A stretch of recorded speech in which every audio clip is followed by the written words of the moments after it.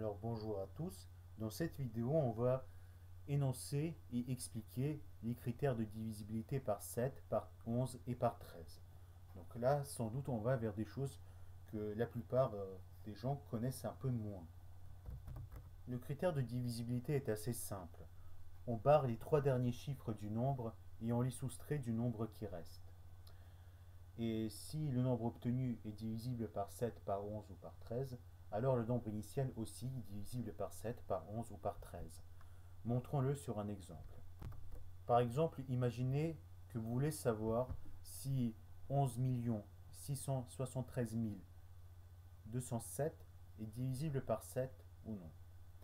Alors pour le faire, on va appliquer la méthode. Donc on barre les trois derniers chiffres, 207, et on lui soustrait du nombre qui reste. On lui soustrait du coup de 11 673. 11 673 moins 207, donc on pose la différence, la soustraction. Euh, et on obtient 11 466. Il reste à savoir si 11 466 est divisible par 7. Donc on va réappliquer la méthode. Réappliquer la méthode, ça signifie à nouveau barrer les trois derniers chiffres. Donc on a barré 466 et il reste 11. Donc on va faire la différence entre le nombre barré et le nombre qui reste. 466 moins 11, ça va faire 455.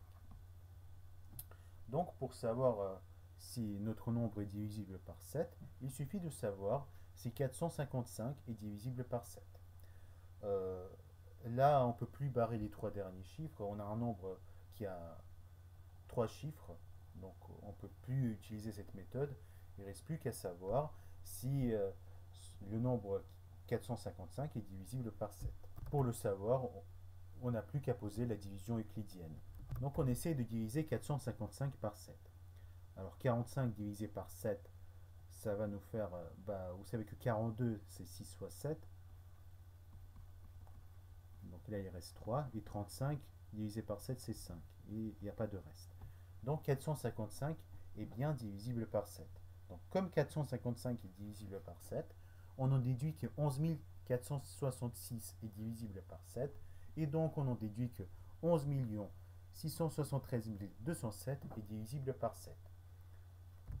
Maintenant, on peut aussi faire la remarque suivante, c'est que 65, c'est la même chose que 5 fois 13. On le voit en essayant de diviser 65 par 5. Donc, 455, c'est 7 fois 5 fois 13. Donc, 455 est divisible aussi par 13. Donc, comme ce critère de divisibilité marche aussi pour la divisibilité par 13, on en déduit que 455 est divisible par 13, donc 11 466 est divisible par 13, donc 11 673 207 est divisible par 13 aussi. Donc on peut aussi l'écrire. Enfin, pour terminer, on observe que 455 n'est pas divisible par 11, parce que 455 c'est 7 fois 5 fois 13. Il n'y a pas de 11 dans ce produit. Ce produit-là ne peut pas être divisible par 11. Donc 455 n'est pas divisible par 11, donc on en déduit que 11 466 n'est pas divisible par 11, donc on en déduit que 11 673 207 n'est pas divisible par 11. Maintenant expliquons pourquoi ce critère de divisibilité marche. Pour le faire, on va s'appuyer sur le nombre 1001. Donc 1001, on va essayer de savoir si 1001 est divisible par 7. Donc on fait la division euclidienne de 1001 par 7. 10 divisé par 7, ça fait 1. Et il reste 3. Ça nous donne 30. 30 divisé par 7, c'est donc 7, 14, 21, 28. Donc ça fait 4 moins 28. Donc il reste 2. Et 21 divisé par 7, c'est 3. Donc on obtient que 1001 divisé par 7, ça fait 143. Donc 1001 est divisible par 7 et 1001 divisé par 7, c'est 143. Maintenant 143. On regarde si 143 est divisible par 11. 14 divisé par 11, ça fait 1. 14 moins 11, ça va faire 3. Et 33 divisé par 11, ça fait 3. Et il reste 0. Donc 143 est divisible par 11. et 143 divisé par 11 nous donne 13.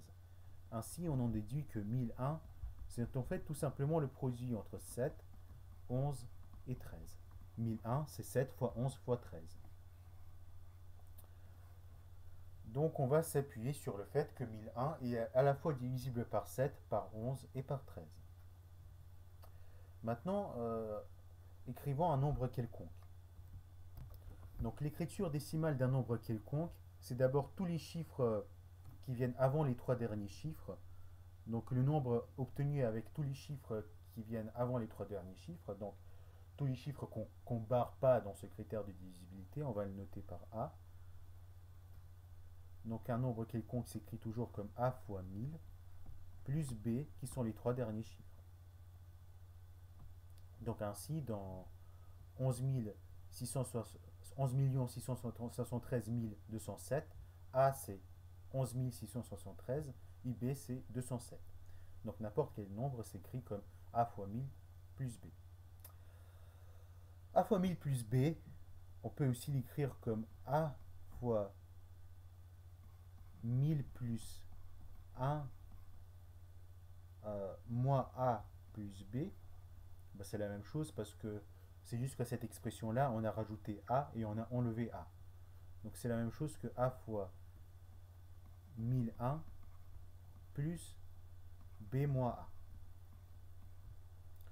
Mais comme 1001 est divisible par 7, par 13 et par 11, pour savoir si le nombre initial est divisible par 7, par 13 ou par 11, il suffit de savoir si B moins A est divisible par 7, par 11 ou par 13. Mais B moins A, c'est justement la différence entre le nombre barré et le nombre qui reste. Donc cela démontre notre critère de divisibilité.